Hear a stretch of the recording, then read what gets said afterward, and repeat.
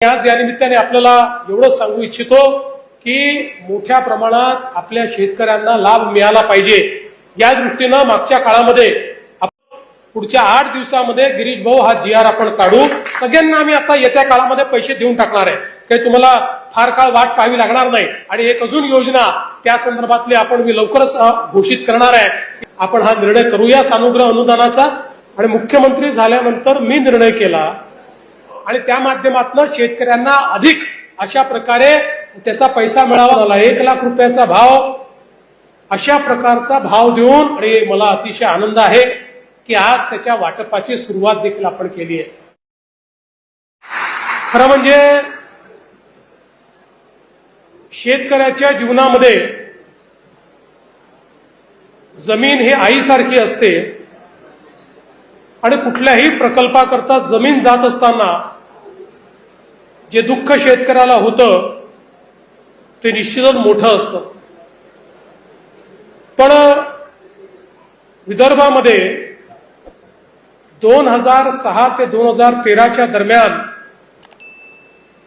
ज्या प्रकारची फसवणूक आमच्या शेतकरी बंधू भगिनींची झाली ही खरोखर अत्यंत वेदनादायी आहे. आणि मुख्यमंत्री झाल्यानंतर मी निर्णय केला की थेट खरेदी जर करायची असेल तर 5 पट किंमत द्यावी लागेल. 5 पटीच्या कमी किंमत देता येणार नाही.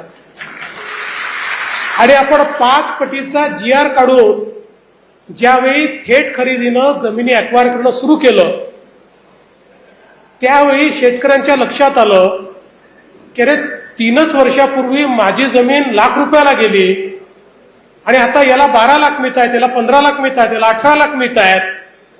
त्यावेळी शेतकऱ्यांच्या कुठेतरी लक्षात आलं की आपली मोठी फसवणूक झाली. आणि मग हा एक मोठा लढा त्या ठिकाणी आपल्या बळीराजा समितीच्या माध्यमातून उभा राहिला. जे काही होईल आम्ही देखील तुमच्या सोबत आहोत आणि आम्ही तो एका झटक्यात निर्णय केला. त्या ठिकाणी बैठक घेतली आणि बैठकीमध्ये आम्ही तो सानुग्रह अनुदानाचा निर्णय करून टाकला. आणि मला अतिशय आनंद आहे की आज त्याच्या वाटपाची सुरुवात देखील आपण केली आहे. शेवटी मला या गोष्टीचं दुःख खूप व्हायचं की अशा प्रकारचा अन्याय करताना दरवेळेस अन्याय विदर्भातल्या लोकांवरच का? अशा प्रकारची खरेदी कुठेही झाली नव्हती. 2006 ते 13च्या काळामध्ये महाराष्ट्रात कुठेच नाही, केवळ विदर्भातल्या शेतकऱ्यांवर अन्याय होता. आणि म्हणून निश्चितपणे मला या ठिकाणी अतिशय मनाला वेदना होत्या आणि आम्ही हा कणखर निर्णय घेतला. आणि आज मला या गोष्टीचं समाधान आहे. शेवटी आपण राज्यकर्ते म्हणून कायद्याने नियमानेच काम केलं पाहिजे. पण छत्रपती शिवरायांनी देखील आपल्याला सांगितलेलं आहे की जेव्हा अन्याय होत असेल त्यावेळेस अन्याय करणारा कायदा देखील बदलला पाहिजे. अन्याय करणारा कायदा दूर करून न्याय करणं हे राज्यकर्त्याचं काम आहे. आणि म्हणून ते काम करण्याचा प्रयत्न आम्ही केला. आणि त्यातून आज मला खरं म्हणजे समाधान झालं की सगळ्यात पहिल्या शेतकऱ्यांना जो आम्ही चेक दिला 7.5 लाख रुपयाचा जराड त्यावेळेस त्यांच्या डोळ्यात पाणी आलं आणि ते म्हणाले की पोरीचं लग्न कसं करायचं या विवंचनेत मी होतो आणि हा चेक मला मिळाला आणि तुम्ही माझं त्या ठिकाणी खूप मोठं ओझं हलकं केलं. मी या निमित्ताने आपल्याला आश्वस्त करू इच्छितो मृदू संधारण विभागाचंही अशाच प्रकारच्या जमिनी या विकत घेण्यात आल्या आणि अनावधानाने त्याचा उल्लेख हा आपल्या GR मध्ये झालेला नाही. दादांनी लक्षात आणून दिलं. पुढच्या 8 दिवसामध्ये गिरीश भाऊ हा GR आपण काढू आणि मृदू संधारण विभागाच्याही आपल्या शेतकऱ्यांना निश्चितपणे या संदर्भात जी काही मदत आपल्याला करायची आहे ती मदत आपण करणार आहोत. प्रकल्पग्रस्तांच्या मुलांना त्या ठिकाणी उद्योगधंद्याकरता कर्ज कसं देता येईल बिनव्याजी अशा प्रकारचा आमचा प्रयत्न आहे की त्यातनं तेही कशा प्रकारे आपल्या पायावर उभे राहू शकतील. एक अजून मुद्दा आपण मांडलेला आहे की 5%ची अट ही 15%पर्यंत न्यावी. मी जरूर आपल्याला सांगतो मी पडताळून पाहिल. आज मला त्याची कायदेशीर बाजू माहित नाही त्यामुळे मला घोषणा करता येत नाही. पण हे जे काही वाढवता येणं शक्य असेल ते आपण वाढवण्याचा प्रयत्न करू. कारण खरंच आहे की इतक्या मोठ्या प्रमाणात प्रकल्पग्रस्तांची यादी वाढतेय आणि त्या संदर्भात आपल्याला त्यांना कुठेतरी काम देणं हे अत्यंत महत्वाचं आहे. मध्यंतरी आमच्या संजीवभाऊ कुटेंनी देखील काही प्रकल्पग्रस्तांना कशा प्रकारे आपण ऍडजस्ट करू शकू आणि जास्तीत जास्त नोकरीमध्ये कसं सामावून घेऊ शकू या संदर्भात काही विषय माझ्याकडे मांडले होते. त्याही संदर्भातला आमचा अभ्यास चाललेला आहे. कुठल्या प्रकल्पाला आधी पैसे मिळतात, कोणाला नंतर मिळतात, सगळ्यांना आम्ही आता येत्या काळामध्ये पैसे देऊन टाकणार आहे.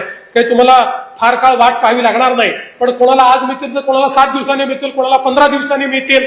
त्यामुळे कोणी येऊन जर तुम्हाला सांगितलं तुझं नावच नाही आहे, तुझं काही प्रॉब्लेम असेल, तुम्हाला जर एकाची कोणाची अडचण असेल, आमचे सगळे मंत्री आमदार या ठिकाणी बसल्यात, त्यांच्यापर्यंत जा, त्यांना सांगा की माझं नाव सापडत नाहीये, ही माझी जमीन आहे, हे माझे कागद आहे.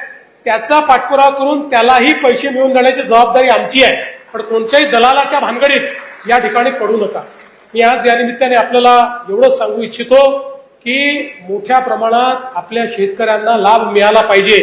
या दृष्टीनं मागच्या काळामध्ये आपण बळीराजा जलसंजीवनी योजना आणली आणि वर्षानुवर्ष जे सिंचनाचे प्रकल्प अपूर्ण होते, 5 वर्षामध्ये 79 प्रकल्प या विदर्भातले आपण पूर्ण केले. 25,000 कोटी रुपये आपण त्या ठिकाणी लावले. जे प्रकल्पांना सुप्रमा नव्हती अशा प्रकल्पांची सुप्रमा करून त्याचंही काम सुरू केलं. आणि पुढच्या काळामध्ये आपल्याला कल्पना आहे वैनगंगा नळगंगा सारखी योजना, जसं समृद्धी महामार्ग मी ज्यावेळेस करून म्हणून सांगितलं, लोक मला वेड्यात काढायचे की 55,000 कोटीचा रस्ता होतो का, असा रस्ता कधी होणार आहे का.